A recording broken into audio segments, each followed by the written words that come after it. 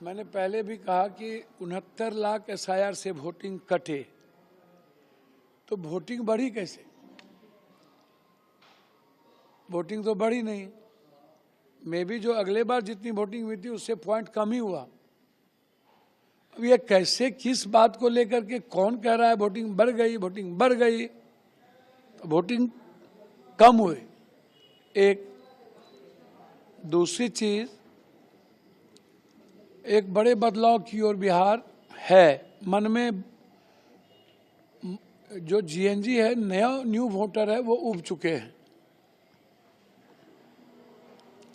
जब आप आते हो गलत बयानबाजी करते हो, कट्टा, बम, बारूद, डकैती। प्रधानमंत्री की भाषा ऐसी होगी, गाली गलौज की, इसलिए तो लगभग सारे गालीबाज हार रहे हैं। दरभंगा के जो मिनिस्टर हैं अभी वो हार रहे हैं। कौन कौन हार रहे हैं?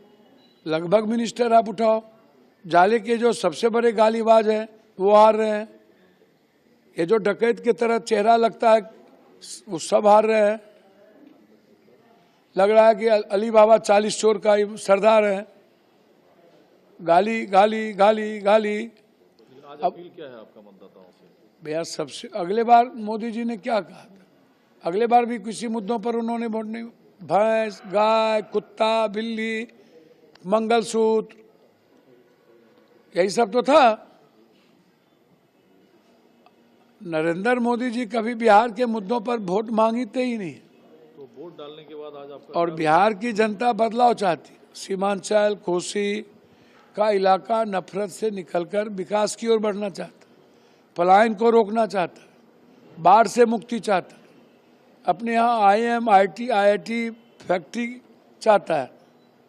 तो हम न्यू जनरेशन जो GNG है वो एक नए उड़ान की ओर है, एक नए सपने की ओर। आप लोग काफी आरोप लगा रहे हैं चुनाव व्यवस्था पर, चुनाव आयोग पर, तो आज भैया मेरा दायित्व है, मेरी जिम्मेदारी है कि लोकतंत्र के महापर्व में मैं अपने गठबंधन के उम्मीदवारों के पक्ष में वोट डालकर महागठबंधन की सरकार बने, इसके लिए मैं अपने दायित्व को निभाऊं और जनता से भी मैं आशीर्वाद लूं कि हद हो गया, बहुत हो गया। एक ऐसी सरकार जो बिल्कुल बीमार हालत में है,